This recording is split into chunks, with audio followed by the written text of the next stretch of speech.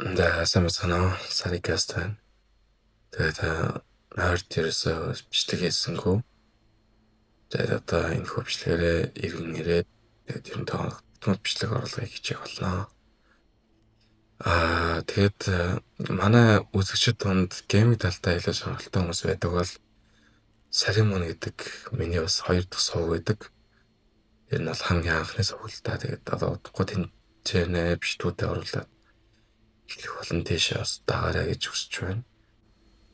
Бичлэгт харцгаая. Баярлалаа. Сайн байцгаана уу? Миний түүхийг уншиж буй тэр өдрийн мэндийг хүргэе. Би өөртөө тохиолдсон түүхээ нэг сайхан сэтгэлээ уутлан хуваалцаар шийдлээ. 10 жилийн өмнө Цуслангийн байшин барихаар төлөвлөж Сангийн архан дүүрэгт анх ирээд байшин барилгын ажлаа эхэлсэн.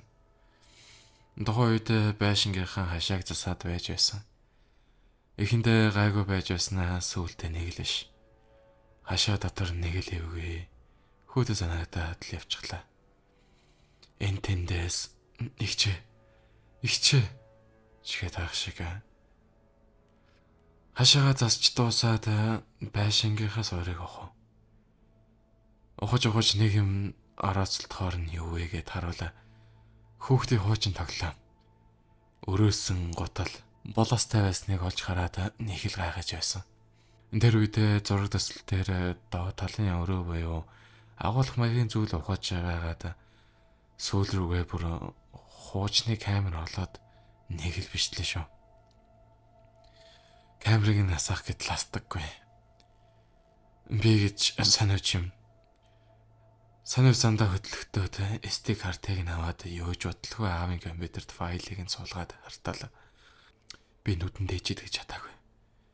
Эхэндээ гимгүү орон гэргүй гудамжны хүүхдүүдийн зургууд бичлэгнүүд байсан гэж бодсон. Зургуудыг нь үзэг тулсан үнэхээр дордож аимшигтай болж эхэлсэн. Тэнд хүүхдүүдийн хаан ч юм үнэхээр алуулж байгаа юм шиг орилж буй бичлэг өөрийнх нь хорогддог байсан таран шаан гэд бүх зүйл байсан. Зөвхөн тэр хүүхдийн бичлэг нь л байсан. Ямар ч гурваныг алуулсан гэдэг ямарч нотлохоо байхгүй болмоос хэрэг хаасан юм байлээ.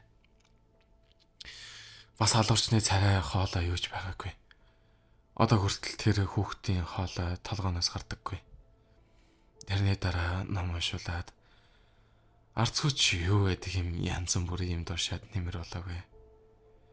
Одоо хүртэл түрээсгүй миний толгой дотор оршсон орлоодаг.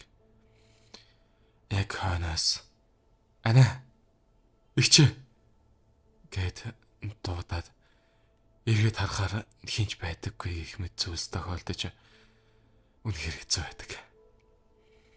Бас тэр хүүхдийн хувцас готлнуудыг байсан газарт нь тавиад явсан.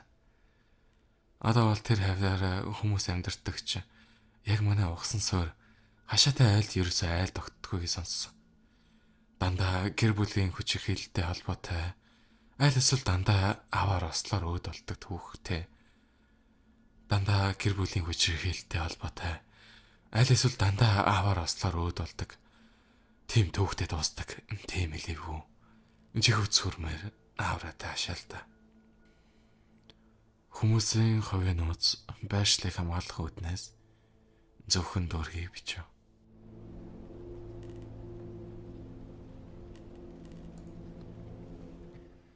Хорондоо ил санжаас өрөнгийн гэгийн дүрийг мантийн хоригдол чулуугаар сийлжээ. Зүүн харагийн хорог ангийг нэг хэсэг чимээгүй алхахын газар гэдэг байлаа. Энэ нь үнний ортой. Хүний аймгийн чинь хоошоо гардаг байсан гуайлангаас дор байсан гэдэг. Наа захын жишээ нь гихтэл гөрөө рам дээр гуайлан зүсэх гэж байгаад маш олон хоригдол банцанд гэдсээ сүлбүүш нас урчээ. Үүний хажуугаар өсвөлэн дураалаар нас барсан хоригдол гэж таймгүй. Харин энэ бүхний тухайн үед хорог байгууллагын удирдах газрын дараагаар ажиллаж байсан хурандаа ил санжаас суран өөрчилж чадсан гэдэг үйлээ. Нэг удаа Эрдэнэбаяр химээх ялтан хөрөө рамны банзанд тэрүүлэн унжээ. Тэрээр маргааш өглөө нь гэд сүвдөөд Ингээд бас чадахгүй хэвдэж байдал нь нэг хэрцгий янагч. Битгий баашлаа те. Ингээд дашурдан босгоод ажил хөөж гараачаа. Гэсэн ч тэр хоёр хөл дээрээ тогтож чаддаггүй ухаан алдаж унсан байна. Дөөнийг хорхын имлэгт авчирхад бүдүүн нарийн гидсэн тасарсан болгон тогтоогдчихэ. Яг энэ үед хурандаа ил санжаа суран зүүн хараагийн хорих ангид шалгалтаар явж байсан бөгөөд Эрдэнэ баяр түр ухаан оргодоо хоорондоо та санаа зовох хэрэггүй. Би зүгээр гэж хэлээд мис заслын ширээн дээр арай ядан гараад амьсгал хураалсан хэрэг гэдэг. Дөөнигэд тасраад 24 цаг болчихсон болохоор ингийн чараа байж. Тэсвэр төвчөртэй мань хоригдлыг харсан хурандаа ил санжаа суран та нарын донд Паул Корчагийн шиг залуус олон бий гэж хэлээд хоригдлуудыг ойлуулсан гэдэг. Энэ үг одоо болтлохоор ангиудаар яригддаг юм санаж. Урандаа санжаа сүрэн генерал гарамжид 2-1 удаа Мантийн шоронд зориуд очиж нэлдээ бөөсдсөн хоригдлуудын говцыг бензиндэн шатааж байсан удаа тааж. Догоо үед 6000 гаруй хоригдлын нүд үйлсгэлэнгээр ярилцаж байхад хурандаа ил санжаа сүрэн олон улсын хорих байгууллага болон буйны байгууллагуудын анхаарлыг Монголын хорих ангиуд руу шилжүүлж чадсан гэдэг. Тэрээр өөрийн албан хаагчдаа өндөр шаардлага тавьдаг байсан бөгөөд нэг удаа зайсангийн хориход хэвгээр хоол хийж өгч байна. Гэсэн хоригдлын гомдлын дагуу шууд дахин очиж шуурхай арга хэмжээ авч байжээ. Тэрээр хоригдлуудыг хүн ёсоор үзэж байж нийгэмд хүмүүжүүлж чадна. Тиймээс манай хорих байгууллага боловсралтай, соёлтой, бусдыг хүндэлж чаддаг хуйтай болох ёстой гэж ярьдаг байж. Гэвч түүнийг 1990-ад оны сүүлчээр гэвгэнт л ажлаас нь халчихсан. Тэр үед хоригдлууд нь бидний хурандааг ажлаас нь халлаа гэдэг бослог гаргах төгсөн гэдэг. Түүнд хоригдлууд нь аль хэдийн үнэлэлт дүгнэлтээ өгчихсэн бөгөөд ямар сайндаа л Мантийн нэг хоригдол гэгээн дүрийг нь чулуугаар сийсэн гэдэг үлээ.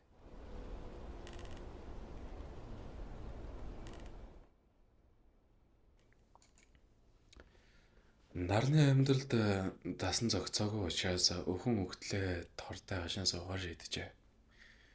Өвөр Ангаа аймгийн хайрхан дулаан сумын харьяат наран чимгийн болор хэмээхээр 23 жил шорон суугаад 2006 онд Багнуурын хорих ангиас суллагдсан байна. Төвний баг болоод Эдернаас тортой хашааны цаана өнгөрсөн болохоор бүхий л санамж санаа сэтгэл нь мөрдөнгийн хүүдэн өрөө төлхөр шарж харжигнуулсан хянагч хүүдэн царайтай угарулгаач адууныг эзэрхийлсэн шингэн бантан аргис ширцгий явдлуудаар дүүрэн байж. Түүнд сайхан санагдах баярт мөчүүд хайр дурлал өөр хүүхэд гэж байсангүй. Нэгэн бодлын тэрээр хүний яснаас хол хөндөй зэрлэг араатны амьдралаар залуунасаа баржээ. Тиймээс ямар ч үед боломжил гарвал гэмт хэрэг үйлдэх сэтгэлгээ түүнд төлөвшсөн байна. Мань нэрийг шоронгоос оллогдоод гарч ирэхэд нийгмийн амьдрал тэр чигээрээ өөрчлөгдсөн, түүнийг тал талаас нь ширтээд байгаа юм шиг санагджээ. Энэ бүхнийг мэдэрсэн болор яг л том цэнгэлдэх хүрээлэнгийн гол зогсчоод аль нэг зүгээс гарч ирэх дайсны хүлээг Галилеотер шиг өвдгөн жижиг болжээ. Харин тэрээр ах トゥ хамаатан садангуудынхаа ядгалгаар балжин юм химээх 4 хүүхэдтэй эмэгтэйдээ суугаар болжээ. Ингээд хэвийн амьдралд орох анхны алхам нь эхэлсэн байна. Гэвч тэр шоронд сурсан барилаа огт тавьсангүй. Ямар сайн даал өглөөний 6 цагт орноосоо үсэрч босоод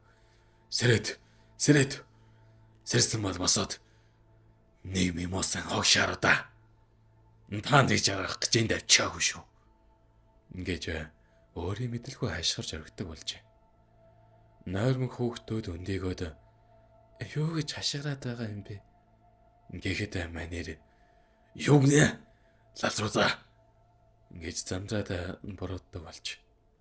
Ингээд яаж ч оролцсон шорон зангаа тавилгүй буруу харж хоол идэх, явган суух, хүүхдүүдийн дунд ясаях, ойр зургийн шургуу хийх мэтээр авирлсаар байж.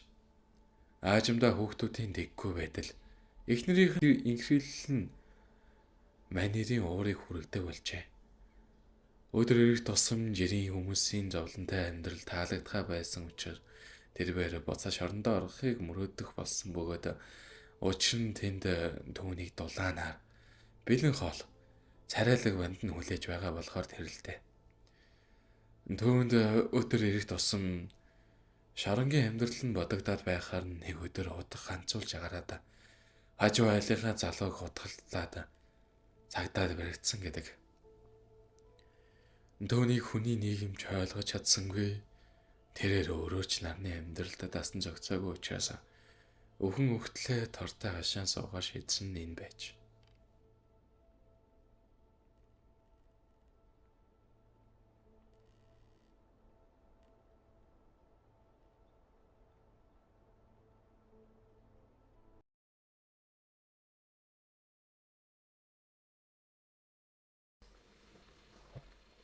Хэрвээ танд энэ хөвчтэй таалагдсан бол та subscribe болон лайк дараарай. Бичлэгүүд маань цаг хэрэг тусам илүү сайжирна гэдгийг амлаж байна. Баярлалаа. Баяртай.